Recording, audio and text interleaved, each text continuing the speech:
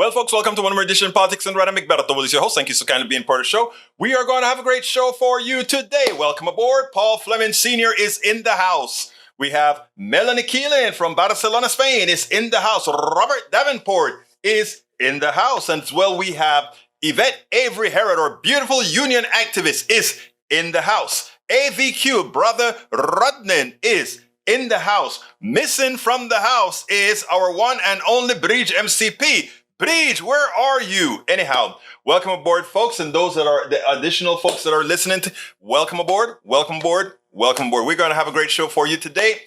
It's a special day. I had to think about which one do I do first.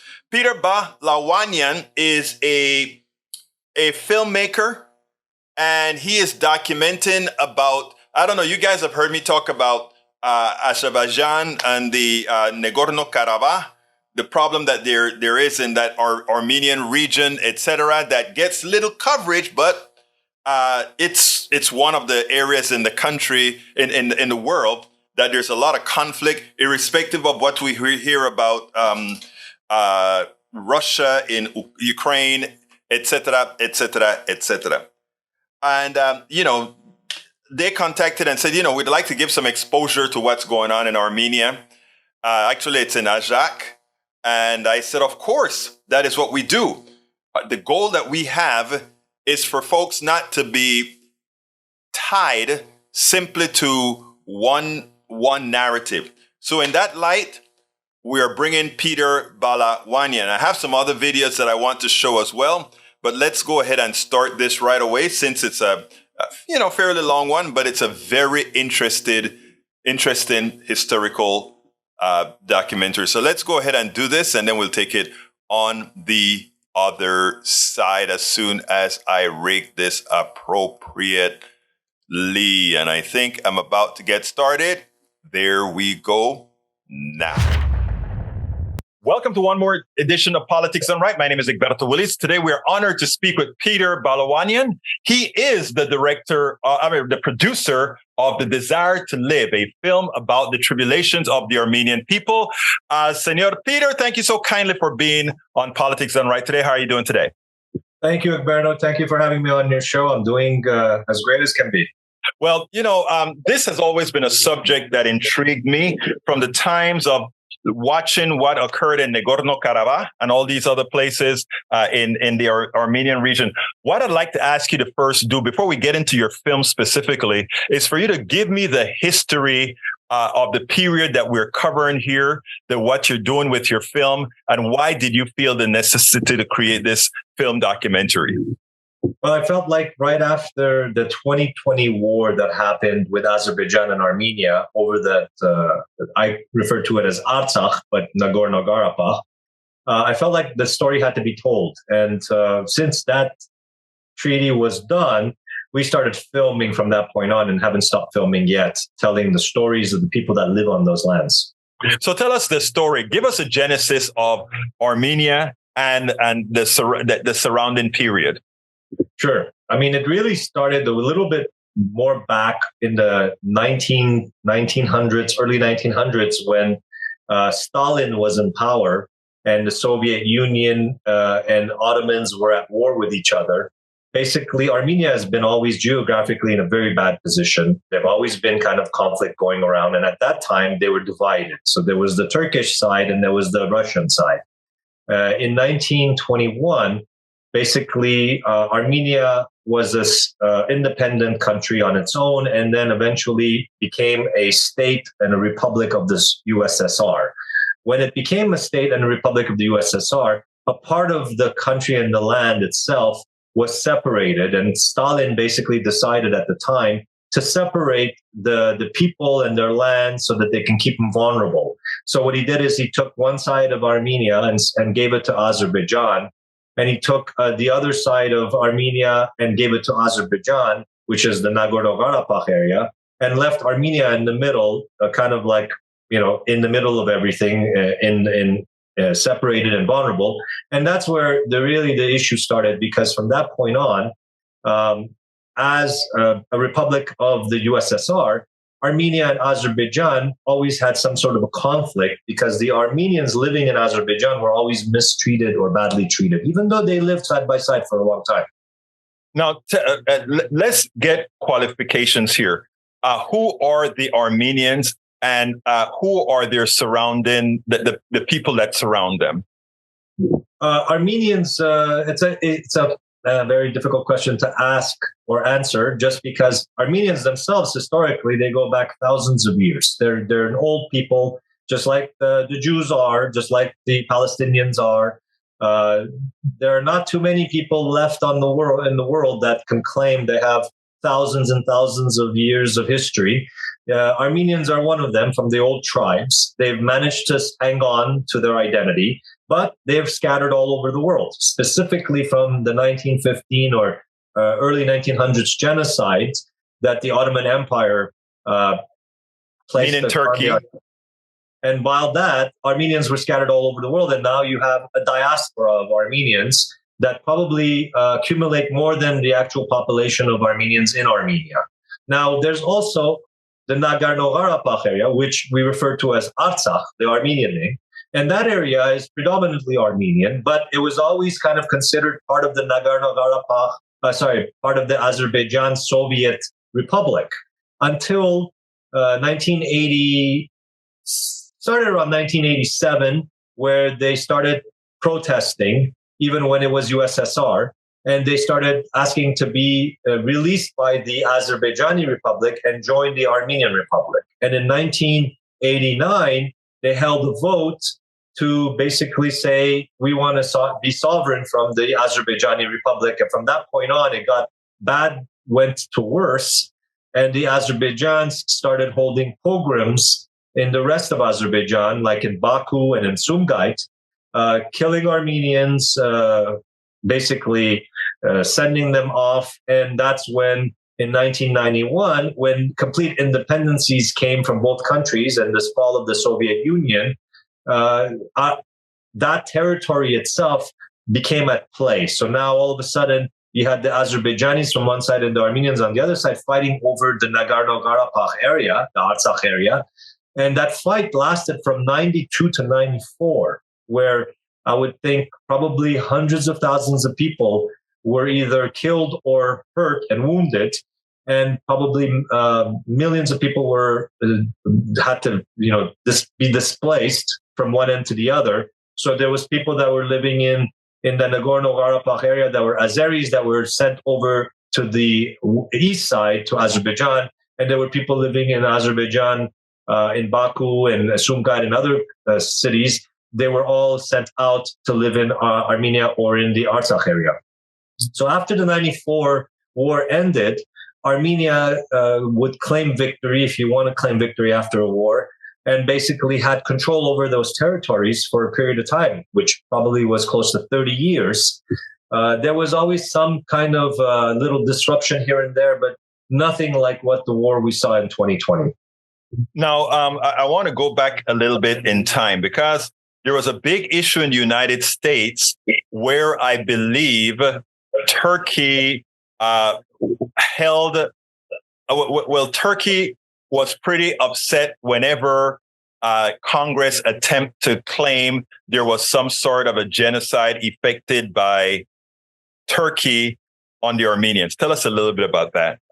Well, this has been a constant struggle for the Armenians all over the world. Basically, in 1915 and the turn of the century, there was a genocide committed to the Armenians that lived under the Ottoman regime. At that time, Turkey had allied with Germany, and they were fighting the West. While the Armenians living there, they were trying to either survive or get through it. Meanwhile, a lot of them were going towards the east and joining the other side, which was the Russian side.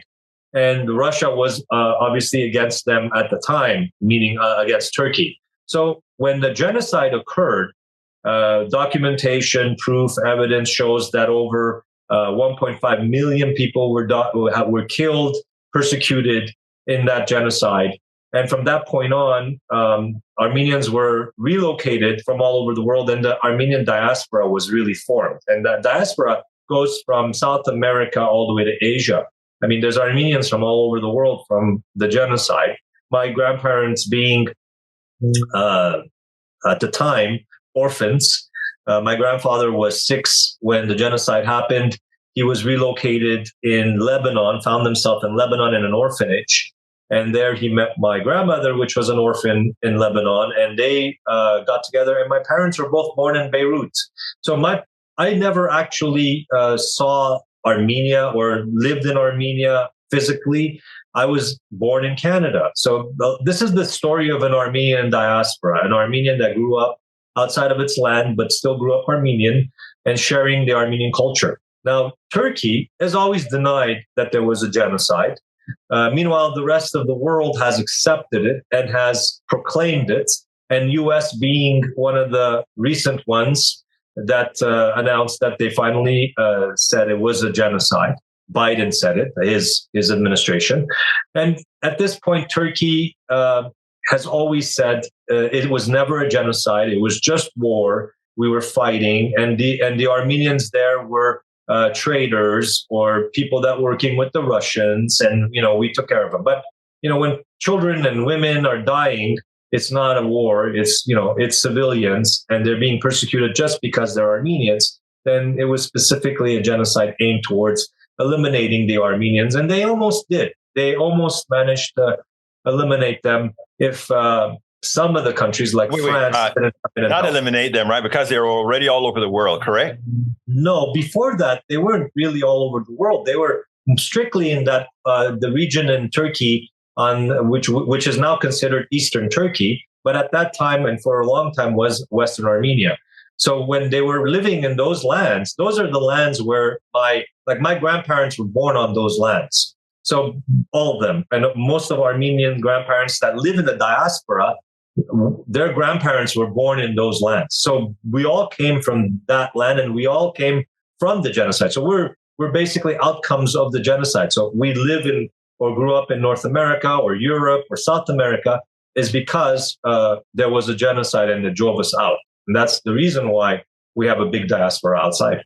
Okay, so let's go territorial a bit here. There's Azerbaijan and there's Armenia, and somewhere in between, there's this place you call it Artak. I think others call it Nagorno-Karabakh, correct?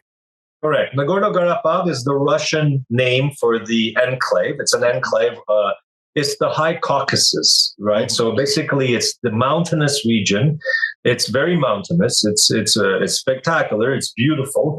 And in those lands, the Armenians probably been living there for centuries, and over 95% of the population, even when it was an Azerbaijani republic and recognized under the Azerbaijani Russian Republic, it was mostly majority population was Armenia. And it's Azerbaijan. Those how do you say it? Azerbaijanis or is that how it's said? I'm not sure. I mean they refer to themselves as Azerbaijanis or Azeris, either or. Are they just culturally different? Are you cousins? Are they culturally different? Just or what? No, we really don't have much in common other than the fact that we shared a land to live on. Mm-hmm. But culturally, Azerbaijanis are Muslims, while most Armenians are Christians.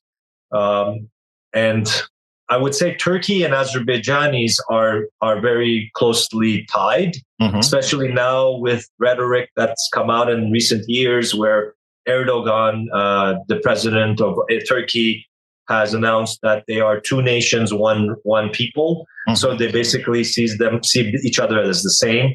But the original reason why Azerbaijanis are in that area of land, I mean, Azerbaijanis are probably cousins or relatives or, background is the Tatars. If you look back in history, the Tatars are where they came from. And the Tatars at the time were asked to come to support the Armenian kings back when the Armenians had kingdoms and they ruled those lands. Interesting enough, they were asked to come and support their armies to fight other Armenian kings. So the conflicts go way back. And sadly, you can say sometimes that back then the Armenian kings that couldn't get along with each other probably brought this on to themselves. And then when the Tatars moved in those lands, they just never left, and they kind of took it over, stuck around, and they basically claimed it as theirs. And that was it. And then the Armenians also at one point were fighting the Turks for centuries until they also lost. They have such a long history. Obviously, they have wins and losses, and that's part of their historical, cultural background. But the sad part is that all those centuries, thousands of years gone by, and we still haven't been able to find some sort of a peaceful resolution. There are Armenians living in Turkey, which ended up staying there even after the genocide, but most of them either converted or at least hid their Christian beliefs from the public eye or from the government. Man, it's sad that we still have all these conflicts, and sometimes you just wonder. Now, tell me a little bit about tell me a lot of bit about your documentary, The Desire to Live. The Desire to Live, yes. Yeah. Well, it all started with our web series. When the war was happening, I wanted to go over there and document, but that didn't work. I ended up, somebody from LA flew down there to get footage, but it was very difficult to even get close to the border. So we couldn't get into the border area. So once the war ended, I was wondering how I could tell the story of what's happening. And that's when I met Mariam, which is a young lady that lives and was born in Stepanakert. Stepanakert is the main capital city of Artsakh. It's the most populated city. It's probably the only real big city in Artsakh area, because the rest of the area is very mountainous, and it's just farmers and people living off of the land. So that's the population we're talking about. Let me ask you to do one thing for me, please, because for the audience that's watching, I know Artsakh is the name that the proper name, but everybody who watches the news over here, they know it as a conflict in Nagorno-Karabakh. So if you could use them combined, absolutely, I'll use them. I'll use the either or. For me, it's the same. It's just that the Nagorno-Karabakh name is the Russian name put. Right, I understand. Yeah. So when I met Mariam, and she was working for Artsakh TV, Nagorno-Karabakh TV, and at the time she was filming some stuff, and I really loved the way she was capturing the people and what they were, saying, and how she was, talking to them. And I approached her and said if she wanted to do a series to continue this project on and to see if we can reach a bigger audience, and she agreed. And so that's how this project started as a web series. I started with episode by episode, releasing it on YouTube. Every week we would release a YouTube, so 4 episodes a month, and that went on for months until we finished the first season, which was 15 episodes. And then I wanted to continue on, so we did a second season, and we did another 12 episodes in the second season. And these are episodes of like 15 to 20 minutes long. People being interviewed in these villages, these towns. I mean, it was also informative for me as a producer, which I didn't even know these little nuances in the towns and the villages that people, what they went through and what happened. So as a diaspora Armenian, I was also getting informed while I was producing these episodes. And while this was going on, it came to a point where the conflict was still at a standstill. I know the war had officially ended, but the torture and the persecution hadn't. Meaning the Azerbaijanis now controlled a big area around Nagorno-Karabakh area and Artsakh. So basically now they've surrounded the region. The corridor, which we refer to it as the Lachen corridor, is the only road in and out of the region that connects Armenia and Nagorno-Karabakh, Artsakh. So basically that corridor, when the peace treaty came in, it was initiated or at least resolved with the help of the Russians and Putin. Meanwhile, Putin started the whole thing as well. So all of this to say that they took over a big chunk of the Nagorno-Karabakh area back, and whatever was left that was still the population in the main city of Stepanakert and about 120,000 people that were left there. Now they're surrounded, and that one area of the corridor, the Lachen corridor, is the only one road in and out. So you can't fly in either because airspace is controlled by Azerbaijan. Mm-hmm. So you can't fly anything in. You get shot down. So the only way is by road. And for months and months, it was open because the Russian peacekeepers kept it secure until recently, last month, where it all started. And protesters, in the name of protesting eco-friendly protests, I have no idea what they're talking about, because Azerbaijan is one of the biggest polluters of the world, being a big gas and oil dependent company. They were protesting the mines because Armenia has mines, or at least in the region of Nagorno-Karabakh, Armenians have access to a mine or certain mines that they still controlled, that they didn't lose throughout the war. And they were protesting that they're basically polluting from the way they're harvesting from the mine, which is all a cover up. And by the way, what kind of mines are these?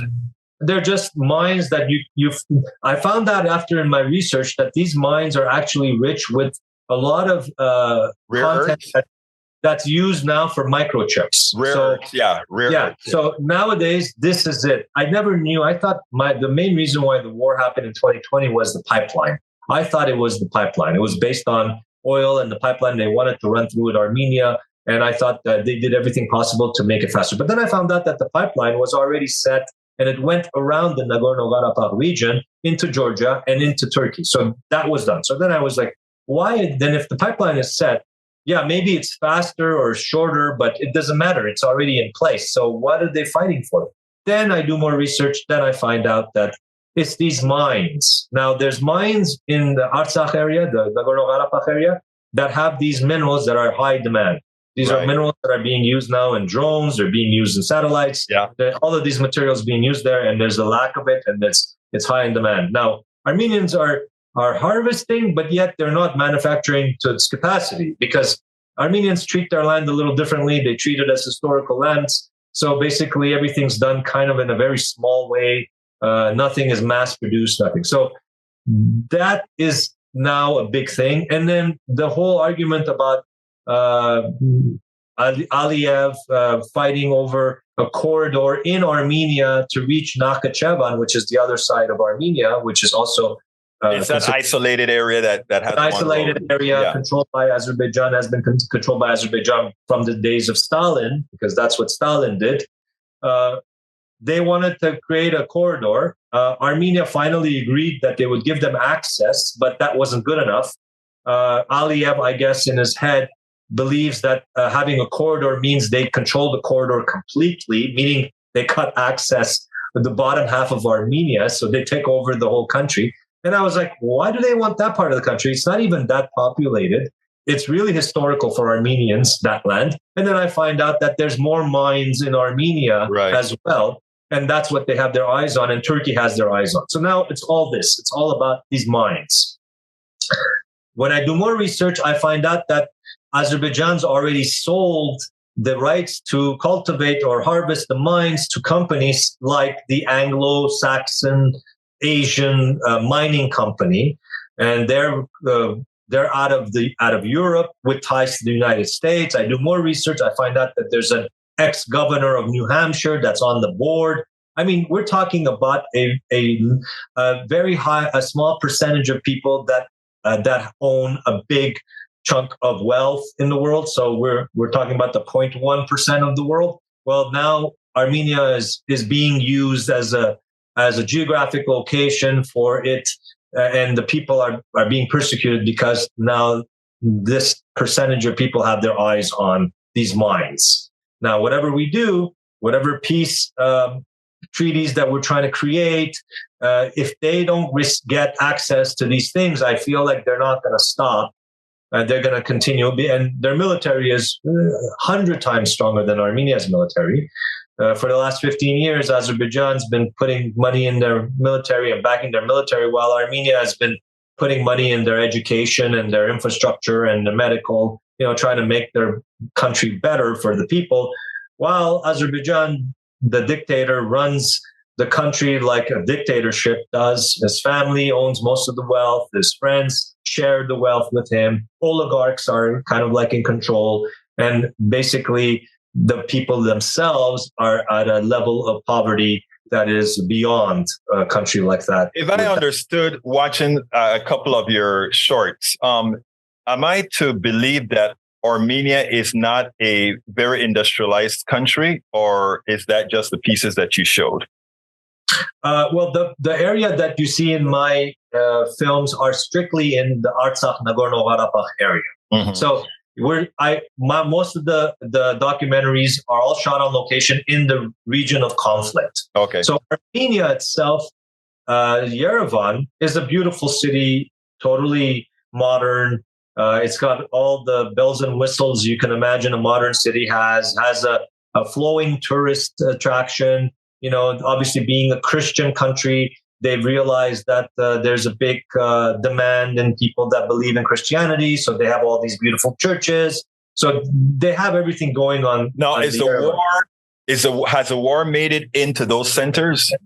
Not yet. But when I was in Armenia in September, the day after I arrived, they attacked the border for the very first time. They hadn't attacked the border in the 2020 war. Well, I can't say they hadn't, but they hadn't officially attacked it. And they attacked it officially, and it was like almost 2 days of fighting where there was a few hundred Armenian soldiers that died in protecting the border. But they held on, and they only lost about 20 square meters of ground to Azeris, but yet they held the border strong. Now, what happened afterwards was the American embassy had informed us not to visit certain regions, so they knew that there was an imminent attack coming again. They were getting prepared to attack from both sides, and that's when Senator Pelosi, House Speaker Pelosi, decided to take an unplanned trip to Armenia while I was there the day before the independence of Armenia, which is September 21st, happens to be my birthday, to come to Armenia and to basically say, the American government and the American people stand with Armenia and our small democracy that we have there. So basically, the war didn't happen and they didn't attack again, but they kept them at bay. And I know that the U.S. and there are people in the U.S. doing their best to not make that conflict grow. But meanwhile, there's also people in the U.S. that are in their interest to have that conflict to grow. So, what do you want out of your documentary? What do you want to present to the world? What do you want the response of the world to be after they've engulfed themselves into your documentary about this? Because to be frank, in America, we have very short term spans. Personally, this story intrigues me specifically because of what you said about rare earths and acknowledging what our economic system has done throughout the world, using various areas as pawns for the success of a few, for the enrichment of a few. I mean, ultimately, all these wars, that's what they turn out to be, controlling land from those who want to profit from it. Now, a lot of Americans don't see that. A lot of folks don't see the reality that occurs in the background of why these conflicts occur. What do you want to show the American people, and what reasons would you want to give them that, hey, this is a faraway land, it's a landlocked land, here's why you should care? I think it's important that, one, we have to inform people, because a lot of people just have no concept of where and what's going on. Even when the war was happening, it was mostly Armenians that were sharing posts. And if you had an Armenian friend, you might have come across their posts, but the media didn't cover it. So there was zero media coverage. Mm-hmm. I would probably count on one hand how many articles were written about the war at the time, when it was 45 days and it was brutal. So one is that I made this film because I figured film is at least one, and documentaries is one tool that we still have as independent people to share stories and to tell people what's happening, to inform them, so that if somebody is interested in taking on more of an interest in what's going on, they can do more research. Because if you do research, you can find things online. Two is, you know what it is? I realized at the end is that Armenia is a democracy after all. Whether it's been a healthy democracy or a trying democracy for the last 30 years, all it's done is trying to create a better place to live for the people that live there. And they're doing it under the Western standards. So we have free and open elections, considering the fact that the last prime minister that was in power right now went through a whole process of, we called it the Velvet Revolution, where we weren't happy with whoever had won. We thought that it was rigged. So the new one came in, and because of the power of the people, that we were able to peacefully transfer the power over to this person that's now in play, and he's the prime minister. We believe that as Armenians outside of Armenia, that we bring this knowledge and experience that we've taken from all over the world into this place. And if we can share the stories with the world, and maybe we can create some interest. The key is the West. It's really the only country left, the West, the US, basically. Europe, there's too many ties with Aliyev and Azerbaijan. They depend on the oil. It's their only lifeline now, especially with Russia being at war with Ukraine. So the US is the only place left that has the power, that has the ability to stop anything they want or to start anything they want anywhere. And if we could use the power of what we have here in the diaspora as Armenians and share these stories with Americans, get Americans on board and show that, listen, you have this small little Christian country that's being persecuted again and again and again, and it's being repeated. Like history is being repeated itself. All the neighbors, they just want it to be wiped out. We dealt with a genocide already in 1915. We can basically have another one right now.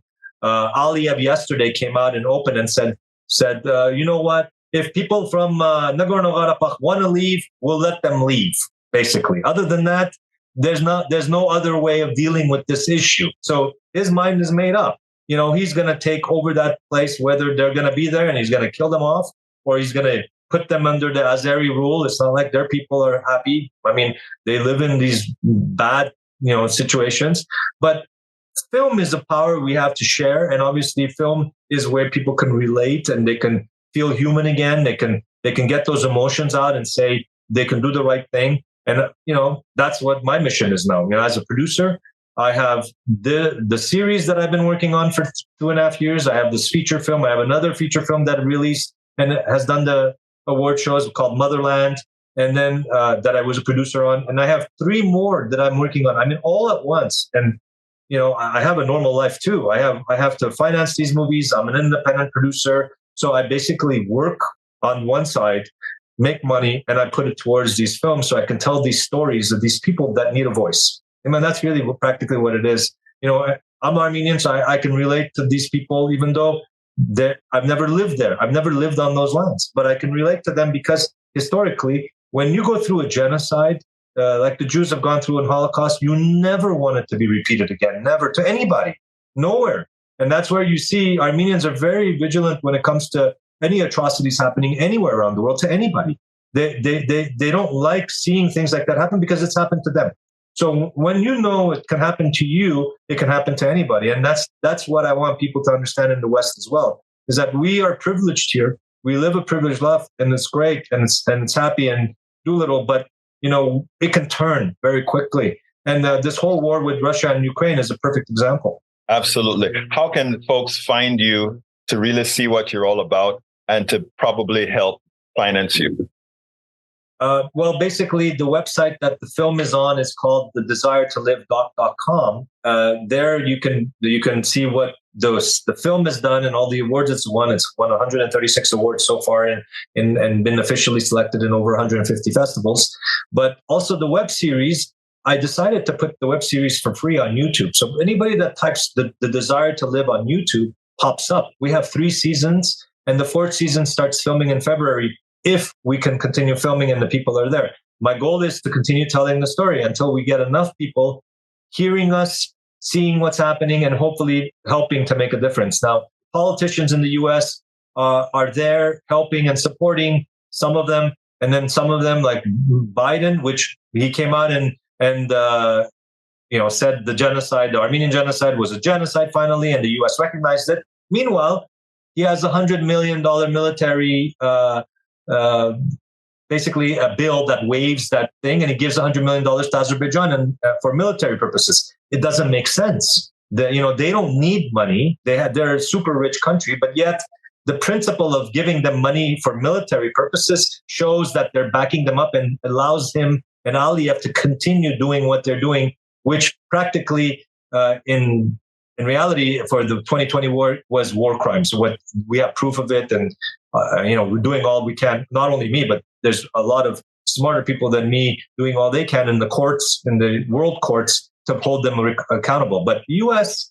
is the key. The U.S. is the key here. U.S. can help Armenia quite a bit in stopping more bloodshed.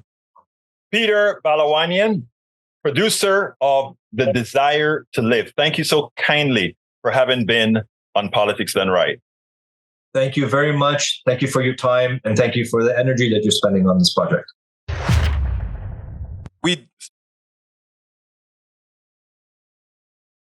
Where is my screen? Here is my screen. All right, folks, I hope you enjoyed that. Let's see. I think Brother Robert took some exceptions to what Peter had to say. He says, this is 100% propaganda, Egberto. This is shameful and very unbalanced, not to mention so clearly inaccurate. Please research people's credentials before introducing them to us as experts. Number one, I don't think neither myself nor Mr. Peter Bahlawanian went ahead and introduced themselves as experts. Again, I'm no experts on the war in Nagorno-Karabakh, which is really, it's been going on for quite some time. I've followed it, but I'm no expert in it. Likewise, the fact that the film got a whole lot of awards, I thought it was worthwhile bringing it to the group. Take it as you will. Determine, fact check it, etc. Now, what I watched a lot of the shorts that they put out there of what's going on in Armenia, or actually it's in Kazakh. And, these are people that are suffering. The average these average people are suffering. I also know that there are, in fact, mines and rare earths, and that a lot of what occurs under capitalism has an effect on this. The fact that also the United States took such a long time to determine that there was some sort of a genocide that occurred over there, and knowing how the United States operate, it also gave me pause as far as maybe these are people that have been trying to get their message out for a long time. I thought he came on, and you may see it as propaganda. If there is an alternate source or an alternate, an opposing opinion, an opposing narrative that approaches me after I played this, and if I can give them the same sort of, if they give me the same kind of gravitas that Peter has so far, I would put them on as well. But if there are specific, items he said that you think needs to be challenged, challenge it. And not only that, you know this is an open forum, Robert. You can actually write in, call in, or we can even do an interview for you to refute everything that this guy has said. I am always willing to do these kinds of things. I've done a little, I didn't spend a whole lot of time doing a massive amount of research because that's what his job is. So again, please go ahead and consider if you have an objection to do it. June Litter says, Armenia in the late 1930s, my grandmother encouraged us to finish our meals, clean our plates, because think of the starving Armenians. We should be grateful for what we had. I understand I know you guys want to cover the shooting in Georgia. Yes. The police once again murdered somebody once again. That goes against the grain. It's interesting. Yesterday, I'm driving to KPFT, and I get a call from the people trying to raise money for police officers that have been gunned down. And the guy said, I know you support the officers or something like that, he told me. And I said, I know there are good officers out there, but please don't call me again to ask me to support this fund for officers when the amount of people, when the funds that I would want to provide right now would be for all those left behind after police officers have killed so many. And I'm sure that some of you saw the interview that I did, that I presented yesterday with a police officer who admits that because of what he confronts in certain areas, it creates an inherent prejudice in himself. You wonder how come that inherent prejudice doesn't occur in certain towns in Appalachia. Did you ever see the video that I have on my website where a perpetrator breaks a bottle to turn it into a knife, a stabbing unit, confronts the cop, and never did these cops raise a chance to use a gun on this guy. They pursued this guy around the town for hours. You know, it wasn't the appropriate time for me to bring that up to the person that I was talking to. In stages, you bring things out in stages when you're trying to get folks to see things through other eyes. All right, let's see what else we got here. Eric says, Egberto, do you see the cause of mining for renewable minerals everyone is chasing in the name of climate? What else can they do? If we need rare earths to build these things, that's what we need. Lee Grant says, I know the region.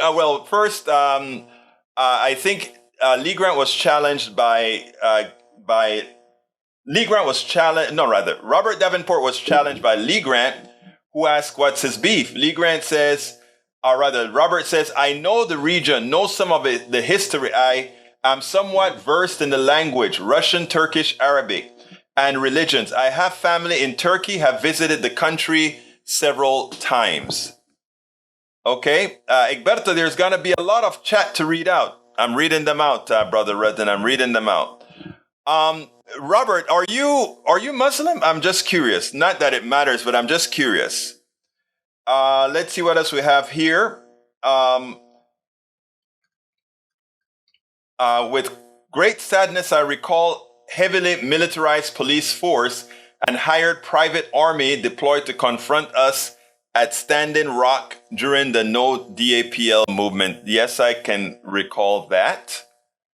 I'm going through the scan, going up the scroll. You're right. There's quite a bit of things.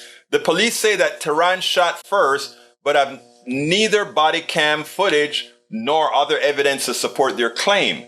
And while one state trooper has been hospitalized, witnesses in the area describe hearing a single series of shots and speculate that the officer may have been a victim of friendly fire. You think? The group that killed Tehran, according to The Guardian, included officers from Atlanta Police, the Cobb County Police, Georgia State Patrol, the Georgia Bureau of Investigation, and the FBI. These guys usually are cowards. You know, something moves and they all open up in fire to just fill the room with lead. Because, you know, they have to protect themselves at all costs. Continuing, let's see what else we got here. Put new comments in, folks, because I don't, Egberto, it comes to what we can do about rare earth minerals. We might want to consider asteroid mining, which will become a solution sometime in the next few decades. This might be a good one for after the show. Okay, I'll take a look at it, brother. Raised as a Catholic, converted to Islam. Okay. I hope. All right. I'm gonna ask you one other question with regards to that, because I respect my whatever religion my brothers and sisters are. Islam, Christian, agnostic. I am a humanist, as all of you guys know. But there's one thing that I want to put out there, and that is, I try not to judge topics that I put on from a religious perspective, but from one where, from a humanist perspective, and that covers actually every religion, right? Because for me, it's all about human beings, not about doctrine, not about any of that. Eric A. says, Egberto, you don't like something today, very apparent. What do you mean? Egberto sent that video link to your FB. Thank you. I will enjoy it, sir. Appreciate that. Prayers to those lost in California this week. Absolutely. So that is why we need severe gun control. Anyhow, I have another video for you before we go.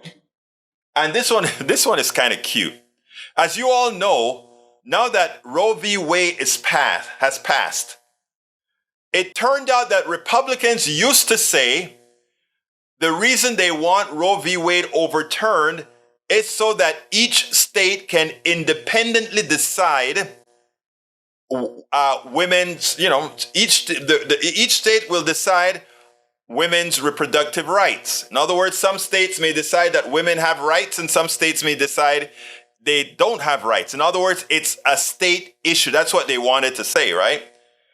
But in the recent times, in the recent days, in the recent weeks, what we've seen legislature after legislature is the type of nationalization of prohibiting women to have their reproductive rights altogether. So much so that it has gone to the absurd. I want you to listen to this, including what this Republican man had to say. Women relative to cows. Check this out, and then we'll take it on the other side. Republicans in Congress are now calling for a nationwide abortion ban. Some even from the moment of conception. The right of every woman in every state in this country to make decisions about her own body is on the line. And I've said it before and I will say it again. How dare they?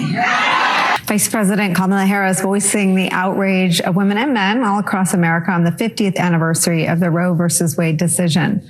Thousands took to the streets this weekend to voice their anger and fear over the United States Supreme Court stripping away the constitutional right to an abortion nearly 7 months ago. Anti-abortion rights activists who were also marching over the weekend to celebrate forcing previously unimaginable nightmare situations on generations of women have become emboldened. They want more. They are pushing for nationwide bans on abortion and urging state legislatures to criminalize miscarriages and strip away exceptions for rape and the life and health of the mom. Case in point, in Arkansas, a new bill would allow women to be prosecuted for the death of an unborn child, which means that women could be investigated and prosecuted when they miscarry their pregnancies. In Kansas, GOP lawmakers are trying to allow cities to ban abortions, despite voters overwhelmingly supporting abortion rights over the summer.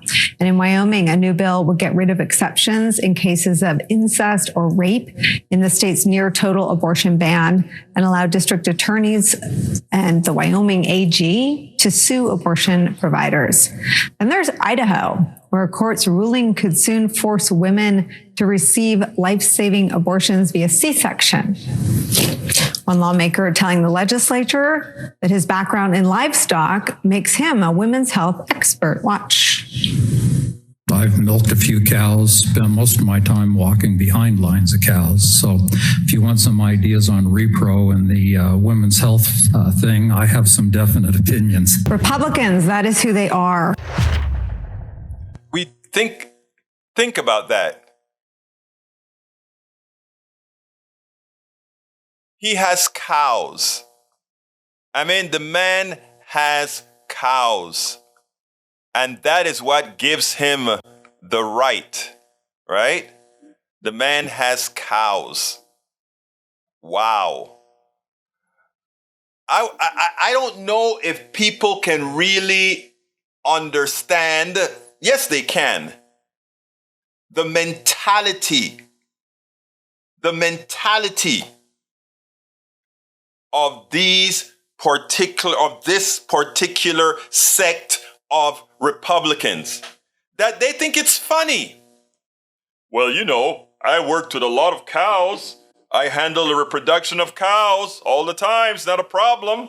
So I can tell you something about women's reproductive rights. You should be ashamed. Do you have a wife, a daughter, an aunt, a cousin, a grandmother? It's not funny. But he thought it was. But he didn't only think it was funny. He actually believed that crap. I mean, the worst part about this is that guys like that, their biggest allies are women of their sect. How can we fight it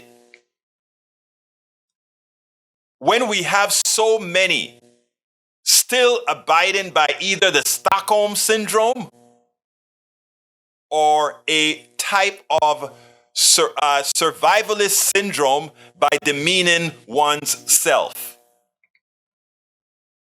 When I saw that, I couldn't believe it. I kept on rewinding. Did he really say that? Did he really say that? And the answer is yes. And then the next question was, is he different from other Republicans who are trying to push this pro, what would I call it? Pro tell a woman what she can do with her body? My God. A message to women from a guy, from a man. There are more of you in this country than men. Your purpose in this country should be subservient to no one. To no one. And above and beyond, no man has the right. I would never attempt to tell you what you can do with your body or who you must have dependent on your body, because by God, I don't want you or anyone else telling me what I can do with my own. I can't tell you how upsetting this was for me and should be, in my humble opinion, to every human being with a thinking ability. But anyhow, that's what we have as the modus operandi of the current Republican Party. All right, folks, it is 56 time for me to go ahead and say, please support our program. It's very easy to do. And what I'm going to do today is just give you one link. And I promise it's just one link today. All the support links that we have can be found, or most of the support links that we have can be found in politicsdoneright.com/support. Please click on that link and provide whatever support you can based on the options we have in that link. I want to close out. I was going to talk a little bit about Bernie's attack on Big Pharma with the article that he wrote for Fox News, but I have the link inside of the blog for the post that will be going up in a little bit. So I'm not going to go through that. But what I do want to go through is asking you, some people ask, you keep doing this. Is it going to be ever possible for us to change? Is it going to be ever possible for us to defeat the mainstream media's characterization of our political system, which makes those of us who want real change just spinning our wheels? And it is not the case. That is what they want us to believe. They want us to believe that we can't make a difference. They want us to believe that our only option is to abide. Our only option is to coalesce to what they're offering. The thing about it is, the people that they're using to assist them are actually in the same boat with us all. And they are also ruining them. So all my conservatives in this forum right now, they are being harmed just as much as we are, the progressives in this forum. We are in the same boat together. It is a psychological pretzel to have those supporting conservative and neoliberal ideology. It's a psychological pretzel to have the two of us, progressives, or the ones who call ourselves progressives, and the ones who call themselves conservatives, It is a myth to believe that we want different things, except for certain things that are religious in nature, that really should be kept to one's self, to one's what one wants to do. And they have invested a lot. The war on Christmas, and we rile you up. They want to give trans all the power. They are giving you CRT every single day, or every single week, every single month. There is something else to scare conservatives, because you only have to scare one side. You invest in dumbifying one side. You invest in scaring one side. You invest in having one side believe that the other side has horns. And you don't have to worry about screwing them all anymore, because they'll fight among each other. And that is why I don't ever intend to fight my conservative brothers and sisters. They're my brothers and sisters. And I'll be in the foxhole with them as well. You know, when I get these emails that say, why bother? I tell them we must bother. If we really, really care, we must bother. My name is Egberto Willies. This is Politics Done Right. And you know how I end this baby. I am what? Out.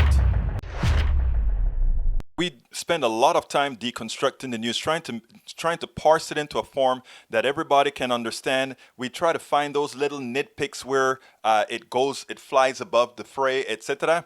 If you really like these videos that we do, I want to ask a big favor. Please go ahead, number 1, subscribe to our channel, and number 2, please join if you can. Thank you so kindly for watching. Keep watching. Please remember to share. We must populate the entire internet with our progressive message, a message that we know is what most Americans say that they want. So help us, please join.